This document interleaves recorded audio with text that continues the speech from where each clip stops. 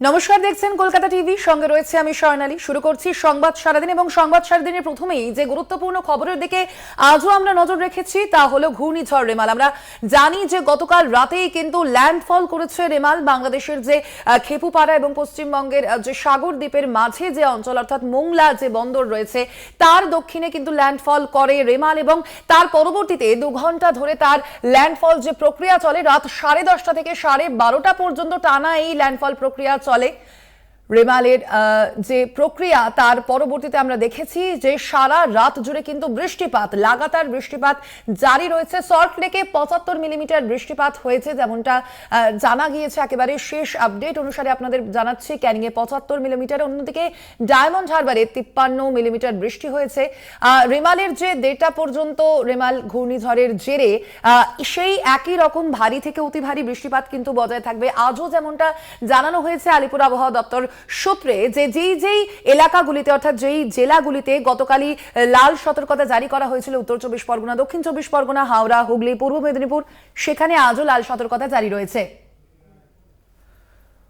এই মুহূর্তে আরো বিস্তারিত জানবো। ফোন লাইনে রয়েছেন আমাদের প্রতিনিধি শাশ্বতী রায়। শাশ্বতী, এখনো পর্যন্ত এই যে রেমাল ঘূর্ণিঝড় আমরা জানি গতকালই তার ল্যান্ডফল হয়েছে এবং এখনো পর্যন্ত কি প্রভাব চোখে পড়ছে এবং সেই প্রভাব কতক্ষণ পর্যন্ত স্থায়ী থাকবে?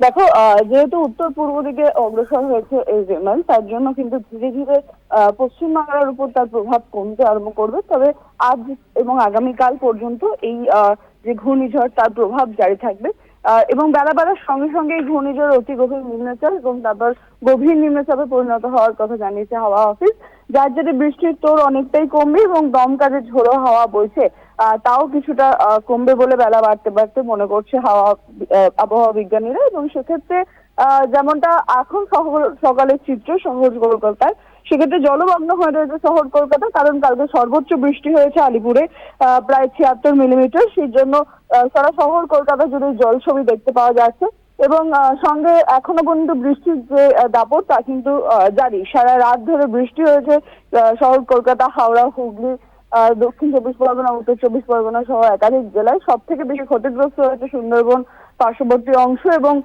দক্ষিণ 24 পরগনা, ক্যানিং, নামখানা সহ একাধিক অঞ্চল। কারণ সব থেকে যে ঝড়ের দাপট, যার ল্যান্ডফলের সময় ছিল প্রায় 135 কিলোমিটার প্রতি ঘন্টা এবং বাংলাদেশের মংলা বন্দরে যেটি আছড়ে পড়ে, অর্থাৎ রেমালের ল্যান্ডফল পয়েন্ট বলা যায় যে মংলা বন্দর, সেই অংশে কিন্তু সব থেকে বেশি ক্ষতিগ্রস্ত হয়েছে এবং সেই অর্থে বাংলার পার্শ্ববর্তী অংশে যেহেতু ল্যান্ডফল প্রক্রিয়া সম্পন্ন হয়েছে, তার জন্য একেবারে উপকূলবর্তী যে জেলাগুলো অর্থাৎ 24 পরগনা, উত্তর 24 পরগনা, পূর্ব মেদিনীপুর এবং সাগর দ্বীপ, ঘোড়ামারা দ্বীপ সহ একাধিক দ্বীপ, সেই দ্বীপগুলো কিন্তু যথেষ্ট মাত্রায় এই ঝড়ের দাপটে ক্ষতিগ্রস্ত হয়েছে বলে এখনো পর্যন্ত খবর। একদমই শাশ্বতী, অর্থাৎ বোঝাই যাচ্ছে যে এই যে ঘূর্ণিঝড় রেমাল তার কিন্তু যথেষ্ট যে পরবর্তী যে ফলাফল তা কিন্তু বোঝাই যাচ্ছে যে প্রভাব পড়েছে বাংলা এবং একই সঙ্গে যেমন আপনারা জানেন যে বাংলাদেশে তার প্রভাব পড়েছে, তার সঙ্গে সঙ্গে রাজ্যের একাধিক জেলায়ও কিন্তু একই সঙ্গে তার প্রভাব পড়েছে। আমাদের সঙ্গে ফোন লাইনে ছিলেন আমাদের প্রতিনিধি শাশ্বতী রায়।